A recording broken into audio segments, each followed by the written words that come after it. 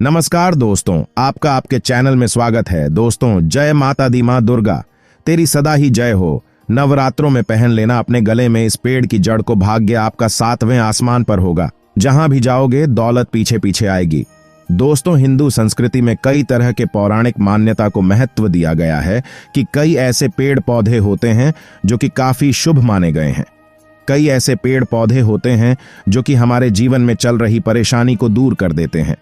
खास बात यह है कि पेड़ पौधे की ना सिर्फ लोग पूजा करते हैं बल्कि औषधि के रूप में भी प्रयोग करते हैं।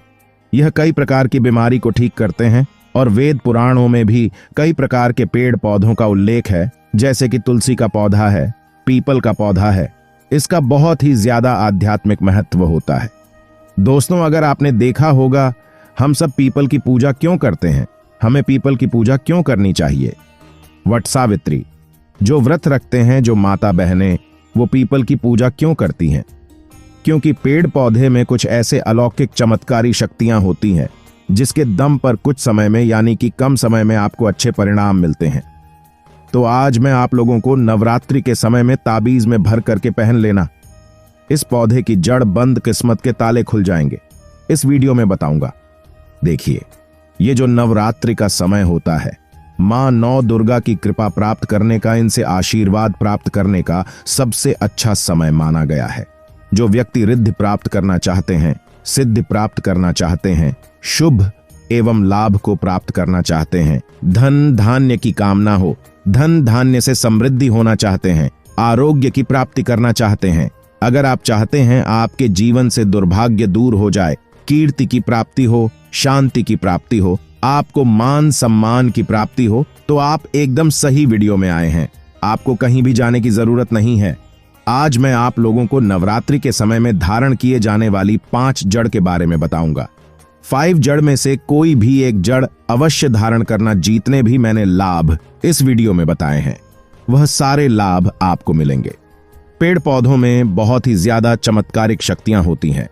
आप माने या ना माने, हमने जीवन काल में कई बार औषधि का प्रयोग करके बहुत सारे साधक की बीमारी को भी ठीक करा है और बहुत सारे पेड़ पौधों का प्रयोग करके कई लोगों की समस्या को, जटिल से जटिल समस्या को हमने चुटकियों में समाप्त करवाया है। तो जो पेड़ पौधे होते हैं, कहीं ना कहीं धार्मिक दृष्टि से ले लीजिए, चाहे आध्यात्मिक दृष्टि से ले लीजिए, हमें फायदा पहुंचाने का काम ही करते हैं।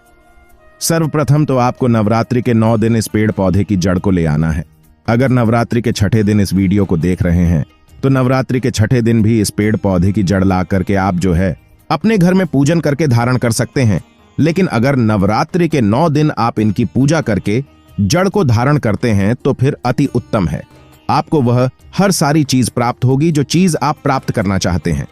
दोस्तों, महंगे रत्न पहनने की बजाय अगर आप जो है इन पेड़ पौधों की जड़ को धारण करते हैं, तो उससे अच्छा आपको परिणाम मिलेगा, रिजल्ट मिलेगा। कहीं ना कहीं रत्नों में मिलावट होती है, कहीं ना कहीं रत्नों में त्रुटि होती है। लोग आपको बेवकूफ बना सकते हैं, लेकिन पेड़ पौधे से आपको कोई बेवकूफ नहीं बनाएगा, इसकी जड़ से। क्योंकि स्वयं आप इसे जो है अपने हाथों से उखाड़ करके लाएंगे और इसे आप धारण करेंगे। तो मैं आप लोगों को नवरात्रि के समय में लाए जाने वाले पेड़ पौधों की जड़ के बारे में बता रहा हूं, जिसे आप जो है ला करके धारण कर सकते हैं। दोस्तों, सर्वप्रथम तो इन पेड़ पौधों की जड़ को लाने के बाद आपको क्या करना होता है? इसे देवी प्रतिमा की तरह 9 दिन तक पूजा करनी होती है। जैसे माता नव दुर्गा की पूजा करते हैं, ठीक उसी प्रकार इन पेड़ पौधों की जड़ को लाकर के 9 दिन तक आपको पूजा करनी होती है। और 10वें दिन जो विजयदशमी होती है, उस दिन चांदी के ताबीज में भर करके पहनना होता है। अगर आपका सामर्थ्य नहीं है कि चांदी का ताबीज जो है आप ले सके, तो आप जो है बिना चांदी के ताबीज के भी पहन सकते हैं।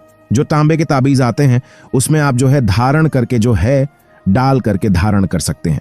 तो आइए इस वीडियो में जानते हैं कि कौन सी चीज को हमें नवरात्रि के समय में, कौन सी जड़ को ला करके धारण करना चाहिए, पहनना चाहिए। 5 उपाय के बारे में बता रहा हूं। जानकारी बताने से पहले, वीडियो में आगे बढ़ने से पहले आप सभी दर्शकों से गुजारिश करना चाहूंगा, वीडियो में बताई गई जानकारी पसंद आएगी तो वीडियो को लाइक करें, चैनल को सब्सक्राइब जरूर कर लेना। और हां दोस्तों, कमेंट बॉक्स में अपनी राशि भी डाल दीजिएगा। अगर हमारे पास कोई उपाय होगा तो वो आकर हम आपके कमेंट में रिप्लाई करके बता देंगे। दोस्तों, आइए जानते हैं। सर्वप्रथम तो आपको चमेली की जड़ लाना चाहिए। चमेली की जड़ के बेनिफिट बताना चाहूंगा, फायदे बताना चाहूंगा। चमेली की जड़ में दैवीय शक्तियां समाहित रहती हैं। आपने देखा होगा चमेली का जो तेल है हनुमान जी महाराज को समर्पित होता है। इसमें हनुमान जी महाराज की दैवीय शक्तियां रहती हैं। जो लोग माता लक्ष्मी की कृपा प्राप्त करना चाहते हैं, लक्ष्मी सिद्धि प्राप्त करना चाहते हैं, जो लोग सिद्धि प्राप्त करना चाहते हैं, मंत्रों को सिद्ध करना चाहते हैं, जो व्यक्ति आरोग्य रहना चाहते हैं, ऐसे व्यक्ति चमेली की जो जड़ होती है इसे अवश्य लाना चाहिए। चमेली की जो जड़ है इसे नवरात्रि के पहले ले आना या फिर नवरात्रि के टाइम में भी ला सकते हैं और इसकी 9 दिन आपको पूजा करनी है। 9 दिन नहीं कर पाते हैं तो कम से कम 1 दिन पूजा कर सकते हैं। इसकी पूजा करने के बाद इसे चांदी के ताबीज में धारण करना होता है। आपको दशहरे के दिन इसे चांदी के ताबीज में धारण करना होता है, तो इससे दैवीय शक्ति की प्राप्ति होती है, अलौकिक शक्ति की प्राप्ति होती है, हनुमान जी महाराज की कृपा बरसती है, आप हमेशा निरोग रहते हैं। दूसरे क्रम में आता है जीरा नाम का पौधा। हमारी वीडियो में देख लीजिए, इस प्रकार का होता है पौधा। कई जगह इसे चिड़चिड़ा के नाम से जानते हैं, कई लोग इसे अपामार्ग बोलते हैं। अब इसे अपामार्ग क्यों बोलते हैं? क्योंकि इसके जो बीज होते हैं उल्टी तरफ होते हैं, ये सीधे नहीं रहते।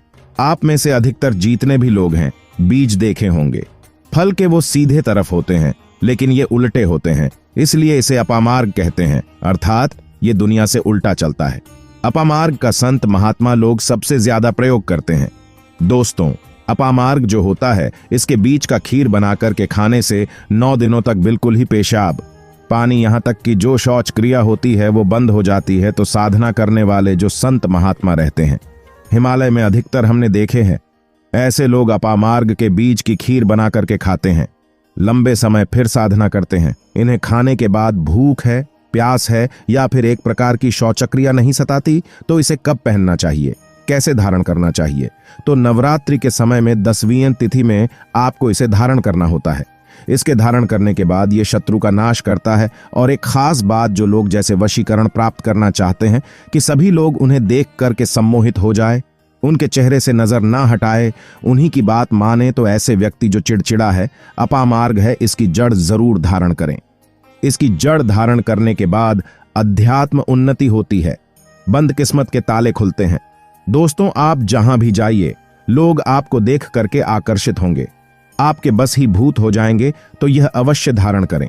इसे पहनने के बाद जो नवग्रह की पीड़ा होती है, नवग्रह में से किसी भी प्रकार के जो ग्रह है आपको गलत परिणाम दे रहे हैं, गलत फल दे रहे हैं, तो गलत फल देना बंद कर देते हैं, स्थिर हो जाते हैं। दोस्तों, तीसरे क्रम में आते हैं बरगद की जटा। अब पिछले वाली वीडियो में बरगद की जटा के बारे में भी एक वीडियो बनाया हूं। ये बंद किस्मत के ताले को खोलती है। बरगद की जटा है अध्यात्म दृष्टि, इससे बहुत ही पवित्र है। और हमारे हिंदू धर्म में बरगद को देव वृक्ष माना जाता है। देव वृक्ष क्यों कहा जाता है? क्योंकि वट सावित्री के दिन आपने जरूर देखा होगा, इनकी पूजा होती है। जो बरगद हैं ये देव वृक्ष कहे गए हैं। इनमें समस्त देवी देवताओं की शक्ति समाहित होती है, बसी हुई होती है। जो बरगद वृक्ष है इसमें पितृ का भी बांस होता है। बरगद का वृक्ष भगवान शंकर का स्वरूप कहा गया है। तो अगर बंद किस्मत के ताले खोलना चाहते हैं, अपनी अध्यात्म उन्नति करना चाहते हो, तो नवरात्रि में 9 दिन पूजा करने के बाद बरगद की जड़ें अवश्य धारण करना। बरगद की जटा धारण करने के बाद आपको 20 से 25 चमत्कारिक फायदे मिलते हैं, जो कि मैं वीडियो में आप लोगों को पिछले वाले वीडियो में बता चुका हूं। वो वीडियो जाकर के आप देख सकते हैं। दोस्तों, चौथे नंबर पर आते हैं सफेद मदार की जड़। अब सफेद मदार की जड़ क्यों धारण करनी चाहिए? जोमदार है, सफेद कलर की, यह भगवान गणेश जी के स्वरूप कहे गए हैं। और मैं हर दिन वीडियो में बोलता हूं और आज भी बता रहा हूं, जो 11 वर्ष पुरानी सफेद मदार की जड़ होती है, भगवान गणेश की सूंड की आकृति ले लेती है। आपने कई मंदिरों में देखा होगा मदार के गणेश जी बनाए जाते हैं। मदार के जो गणेश जी हैं इन्हें बहुत ही ज्यादा फलकारी कहा गया है। ये तत्काल अपना फल प्रदान करते हैं। भगवान गणेश जी को रिद्धि सिद्धि शुभ लाभ के स्वामी कहे गए हैं। तो अगर आप रिद्धि सिद्धि शुभ लाभ, धन वैभव प्राप्त करना चाहते हैं, तो मदार की जड़ नवरात्रि में ले आना। इसकी 2 से 5 दिन, 9 दिन तक पूजा कर देना। इसके बाद 10वीं तिथि को धारण कर सकते हैं, पहन सकते हैं। इसमें आपको बहुत ही ज्यादा लाभ मिलेगा।